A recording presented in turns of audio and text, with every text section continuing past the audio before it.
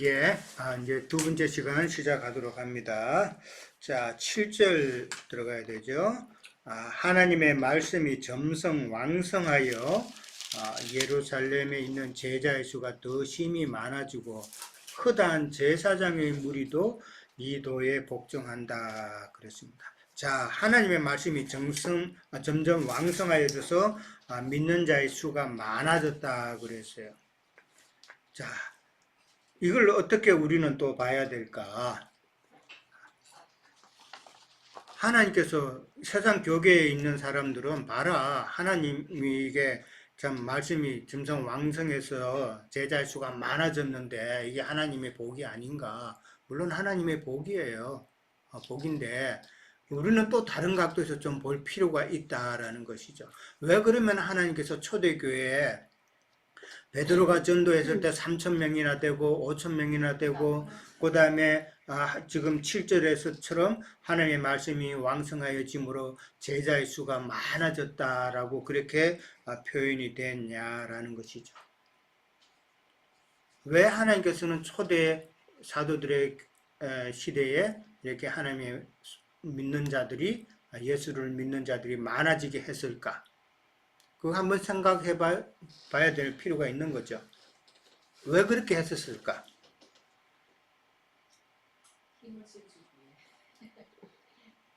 힘을 쓸 수 있게?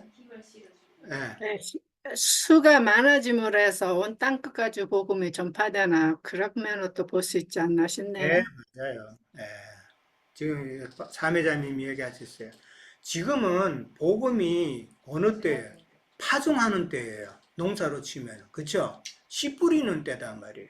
지금 추수 때는 아니잖아요. 이때는 지금 파종의 때단 말이에요.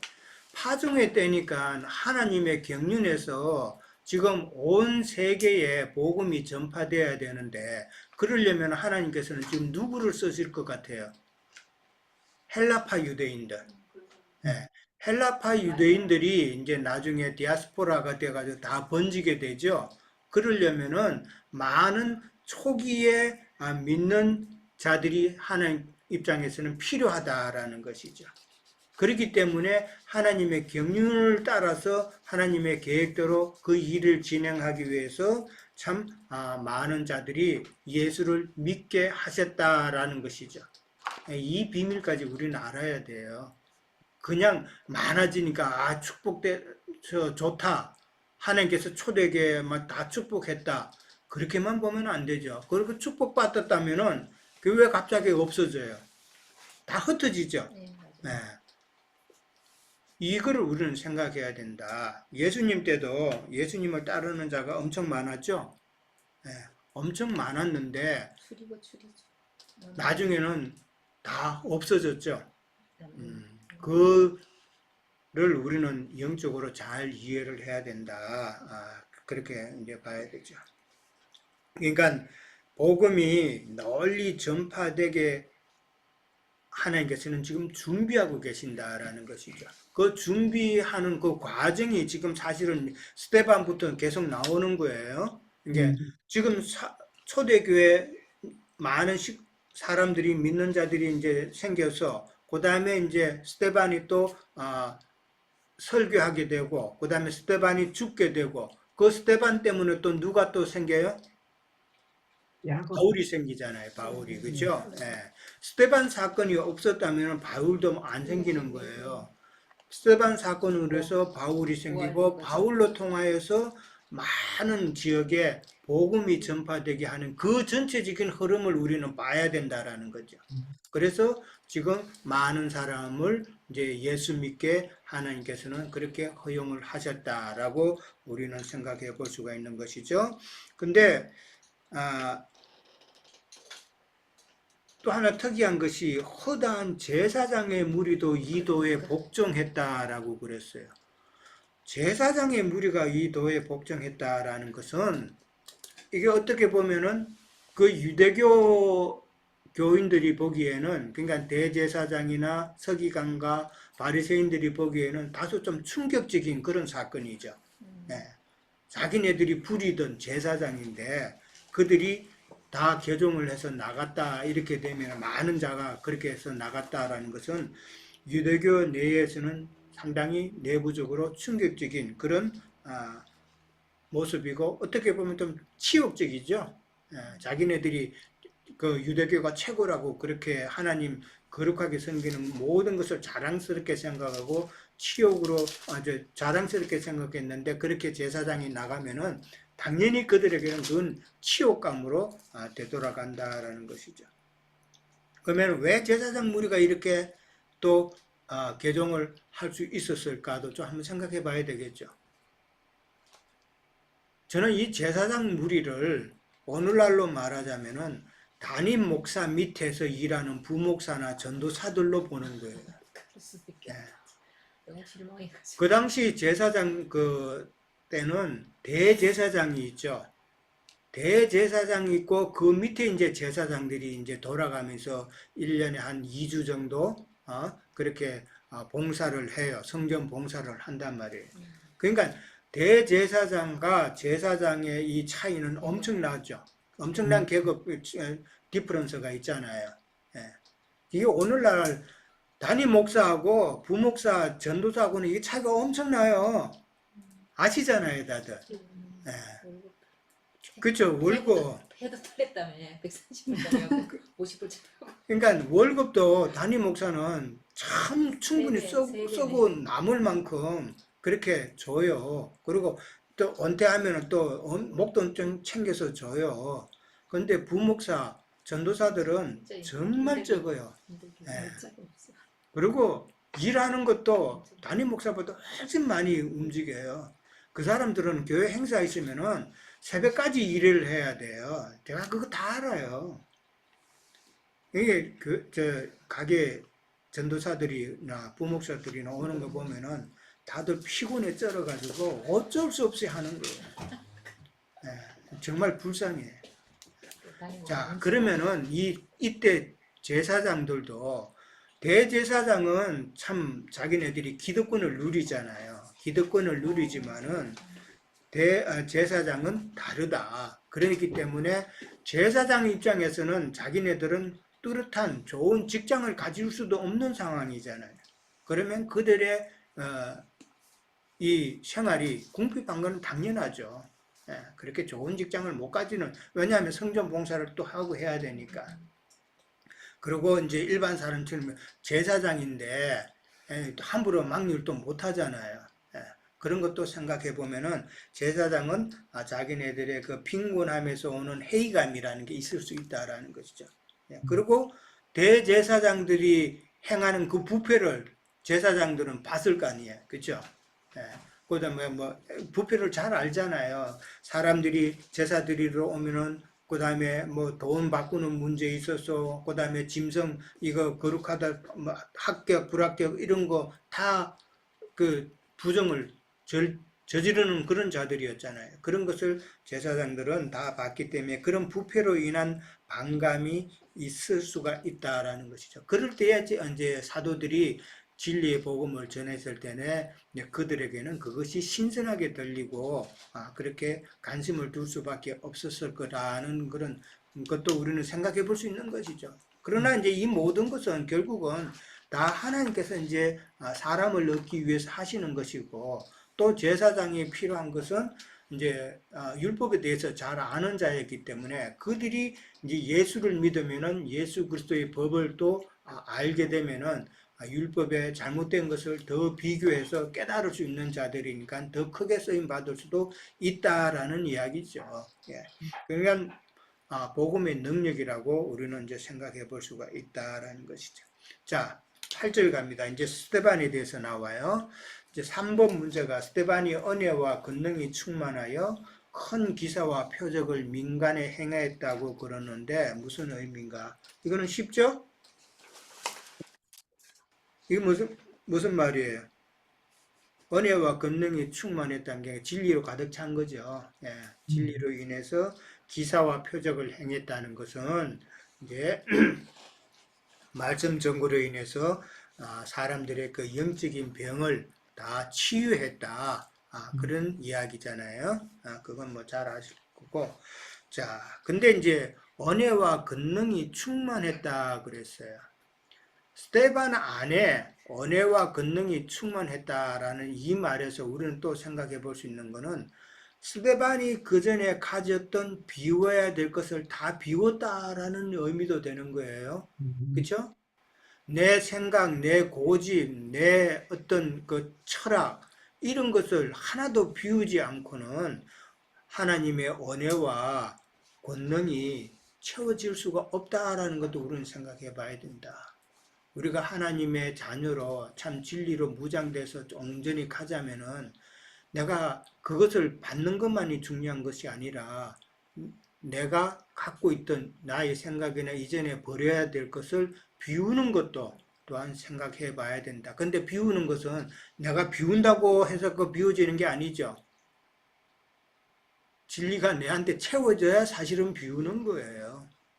그 부분도 생각해 봐야 된다는 것이죠. 자, 9절에 가면은 이른바 자유민들, 즉 구레네 사람, 그 다음에 알렉산드리아 사람, 길리기아 사람, 아시아에서 온 사람들의 해당이라고 그랬는데 자유민들이라는 표현이 나와요. 이 자유민들은 이제 예루살렘이 정복당할 때, 그죠? 정복당했잖아요. 그 로마한테 정복당할 때 그때에 로마로 포로로 잡혀간 자들, 많은 사람이 포로로 잡혀갔겠죠. 포로로 잡혀갔다가 이제 헬라 여러 지방에서 이제 흩어서 사는 거예요. 지금 나왔죠. 구레네 사람, 알렉산드리아 사람, 길리기아 사람, 그 다음에 아시아의 여러 사람들이 이제 노예로 생활을 하다가 이제 노예에서 이제 풀려나가지고 해방되어서 이 사람들이 이제 돌아왔단 말이에요. 이스라엘로 예루살렘으로 돌아온 자들을 자유민들이라고 그렇게 이야기한다는 것이죠. 그래서 로마 사람들은 그 사람들을 가지고 리버티 혹은 이제 리버티니라고 그렇게 불렀다라는 것이죠. 자유민들이라는 것이죠. 그 다음에 이제 해당이 나왔어요. 이 해당은 유대인의 해당은 아니에요. 누구의 해당이에요? 자유민들의 해당이라는 것이죠. 흩어졌다가 돌아온 사람들의 해당이다. 그렇게 이해를 하면 됩니다. 자, 10절에 가면은 이제 논쟁했다 그랬죠. 이제 논쟁하는데 스데반의 지혜와 성령으로 말함을 그들이 능히 당하지 못하였다라고 그랬어요. 왜 능히 당하지 못해요? 지혜가 출중하니까. 뭐 진리의 지혜가 진리로 출중하니까. 이게 말해서 너무 잘 알기 때문에 진리가 밝아졌기 때문에 예수님한테 빛이 어둠에 비치면 어둠은 빛을 못 이기잖아요. 그렇죠? 그 상황인 것이죠. 그 다음에 이제 누가복음 21장 한번 볼까요? 누가복음 21장 15절. 예수님께서 약속을 하셨어요. 누가복음 21장 15절. 찾았어요? 자, 다 같이 읽습니다. 내가 너희의 모든 대적이 능히 대항하거나 면박할 수 없는 구병과 지혜를 너희에게 주리라. 예수님이 약속하셨죠? 이게 영으로 오신 예수님이죠? 영으로 오신 예수님은 우리 속에 함께해서 모든 대적이 능히 대항하거나 변박할 수 없는 구병과 지혜를 너희에게 주신다라고 약속을 하셨단 말이에요. 그러니까 스데반이 지금 이 논쟁을 할 때에 다른 사람들이 능히 이기지 못한 것은 참 예수님의 약속이 실현된 그런 모습이다라고 볼 수가 있겠죠. 그러니까 뭐 사실 논쟁했다 그러지만은 스데반의 증거만으로 지금 끝난 행복이죠. 스데반이 질문을 받거나 어떤 그 다른 자유민들이 스데반에 대해서 또 대항하거나 뭐 그런 것이 아니라 어떻게 보면은 스데반의 증거만으로 참 끝난 그런 모양새다라고 그렇게 볼 수가 있어요. 자, 11절에서 14절에 가면은 이제 그 사람들이 안 되니까 사람을 매수하는 내용이 나오죠. 사람들을 매수하여 말하되 그러면서 매수하는 게 나옵니다. 자, 4번 문제. 각 지역에서 온 유대인들이 거짓 증인을 매수하여 정극해 한 내용은 무엇인가, 또 왜 그렇게 했는가라는 문제인데, 매수해서 거짓 증거한 내용이 뭐예요? 그 뒤에 있죠. 신성 모독죄 하나, 여러 가지. 또 예수님이 이 회당을 허물면은 3일 안에 고치겠다 하는 그렇죠. 이게 11절에 보면은 모세와 하나님을 모독하는 말을 했다라는 말이죠. 모세와 하나님을 모독했다라는 건데, 구체적으로 14절에서는 뭐라고 돼 있어요? 14절에는 나사렛 예수. 예, 나사렛 예수가 이것을 헐고 또 모세가 우리에게 전하여 준 규례를 고치겠다 한다라고, 그렇게 이제 14절에서는 또 구체적으로 나와 있죠. 자, 이 사람을 매수했다 그랬는데, 이 매수된 사람을 갖다 성경에서는 뭐로 표현하고 있어요? 13절에 보면은 거짓 증인이라 그랬어요. 예. 매수된 사람을 갖다가 성경에서는 지금 거짓 증인이라고 표현하고 있어요. 거짓 증인이 지금 하는 말은, 그러니까 뭐예요? 모세와 하나님을 모독하는 말을 했다는 건데, 그러니까 지금 스데반이 성전도 헐어야 되고, 그 다음에 모세 율법도 고쳐야 된다라고 그렇게 말했다는 말은, 이 사람들이 주장한, 그러면은 예배당 그 성전 그거 아직 유지해야 되고, 그 다음에 율법도 유지해야 된다는 말이죠. 그렇죠? 그러면은 오늘날에 그 성전 건물에서 예배 드리는 것이 예배다라고 그러고, 그 다음에 율법도 지켜야 되고 교리도 지켜야 된다고 하는 자들이 누구예요? 네. 그들이 거짓 증인들이다라는 것을 우리는 또한 깨달아야 된다라는 거죠. 네. 돈에 매수되어 거짓 증인하는 자들은 진리의 복음을 전하는 서대방과는 달리 비진리를 갖다가 돈 받고 선포하는 자들이다라는 것을 우리는 다시 한번 깨달아야 돼요. 신학자나 목사들이 그런 짓을 한다라는 것이잖아요. 참 이런 사실을 알면은, 목사들도 모르니까 지금 이렇게 하고 있지만은, 참 알면은 기절할 일이죠. 12절에 가면은 백성과 장로와 서기관들을 충동시켰다 그랬어요. 그러니까 자유민들이 더 이상 자기네들은 지금 도저히 감당할 수 없으니까 지금 무슨 짓을 해요?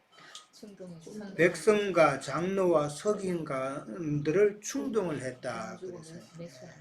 그러니까 군중심리, 그 백성들의 그 군중심리를 이용하는 것이고, 그 다음에 장로와 서기관들을 충동했다는 말은 공권력을 이용하겠다는 거죠. 군중심리와 공권력으로 지금 이 자기네들을 어떻게 좀 도움을 받아보겠다라는 것인데, 예수님 때도 똑같죠.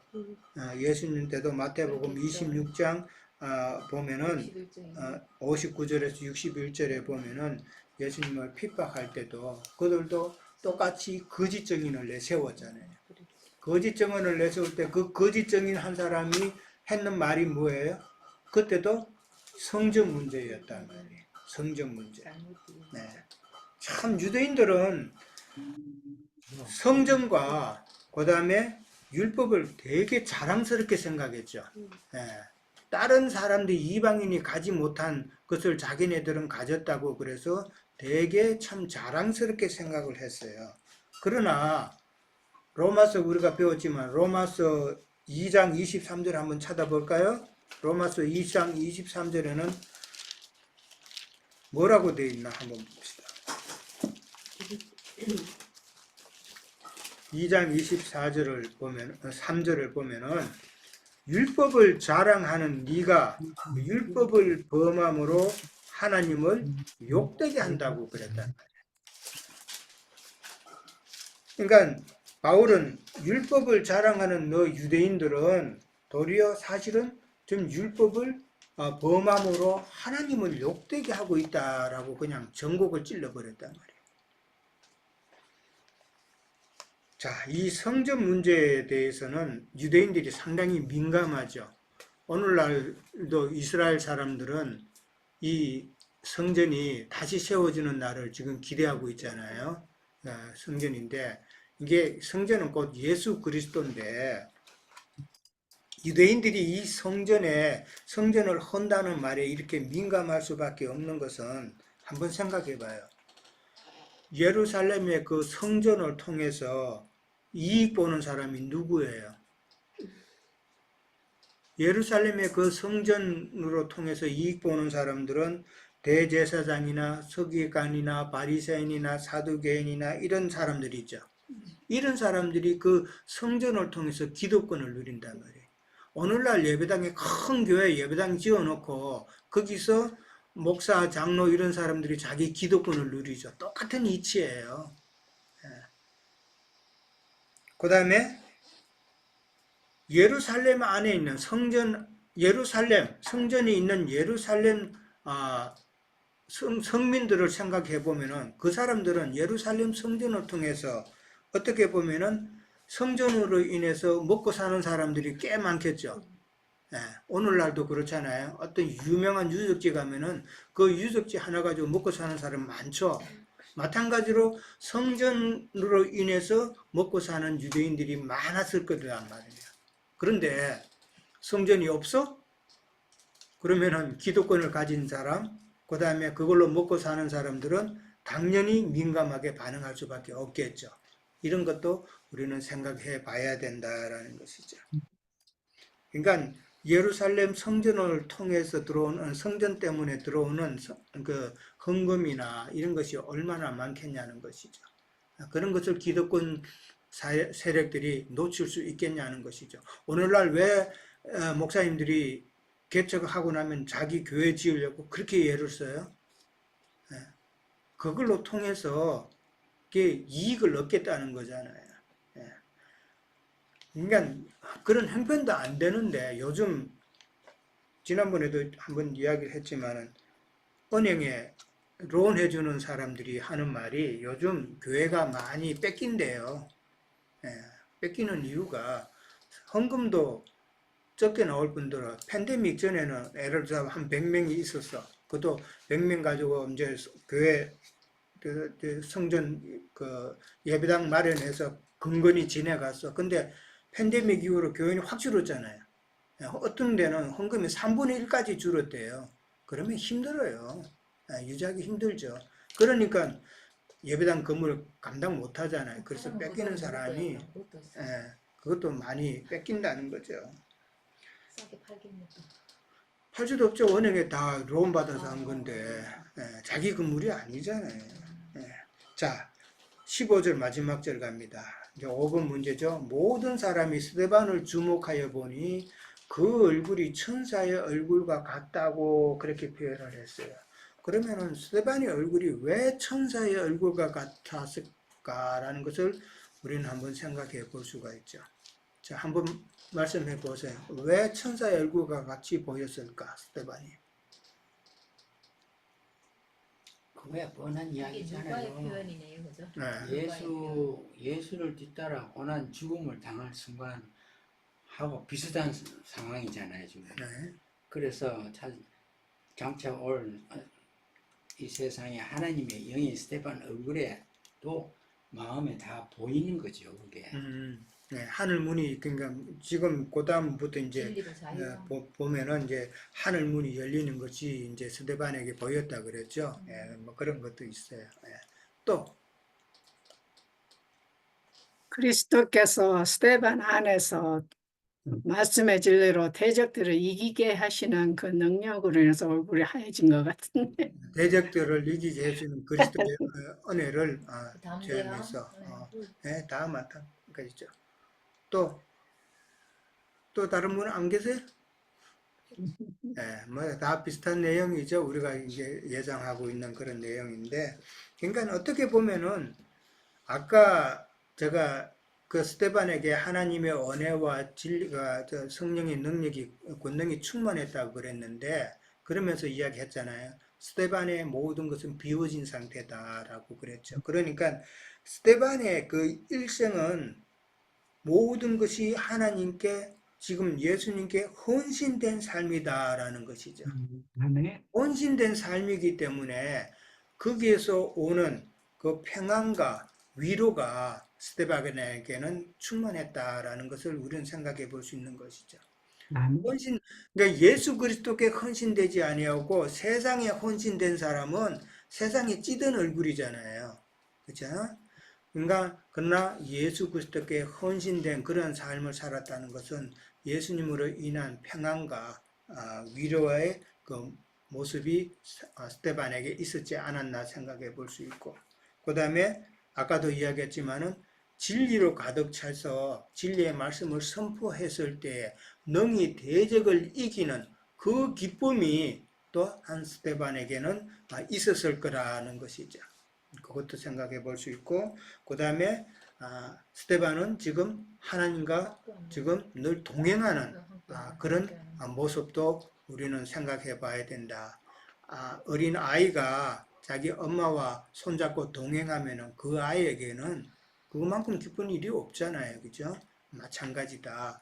그런 모습을 볼 수 있고, 어떻게 보면은 스데반의 그 내면에 있는 그 예수 그리스도의 그 영이 반사되는 모습이다라는 것도 생각해 볼 수가 있는 것이죠.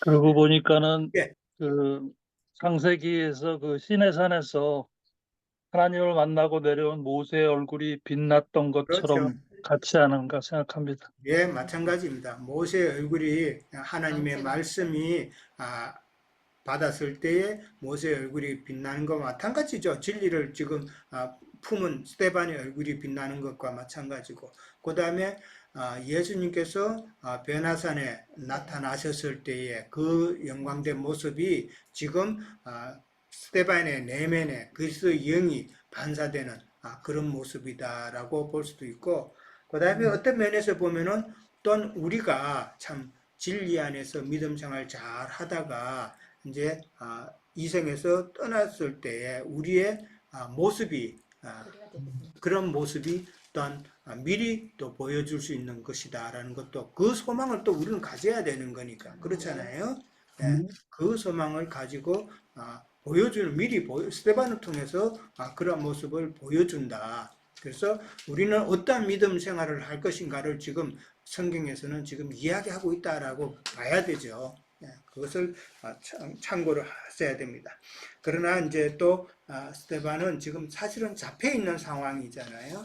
잡혀 있는 상황이지만은 그 얼굴에는 두려움이나 그 다음에 자기에게 부당하게 한 이런 사람들에 대한 노여움은 전혀 없는 참 완전한 그리스도인의 모습을 지금 보여준다라는 것이죠. 자, 스데반의 그런 모습을 보면서 우리에게도 이런 모습들이 좀 필요하다 생각해보고 어떠한 신앙생활을 할 것인가, 그것을 우리는 염두에 두고 생각해야 된다는 것이죠. 자, 오늘은 이제 여기까지 하고요. 혹시 오늘 준우 형제님 아무 말씀 안 하셨는데 하신 말씀이 있으세요? 저기 그 식탁에 우리 아이들이 같이 모여가지고 뭐 이렇게 하느라고 제가 이 스피커를 켜기가 좀 어려웠어요. 그랬어요? 그랬구나. 네. 마지막으로 여기 그 천사의 얼굴 하니까 사실 떠오르는 게 있어서 예.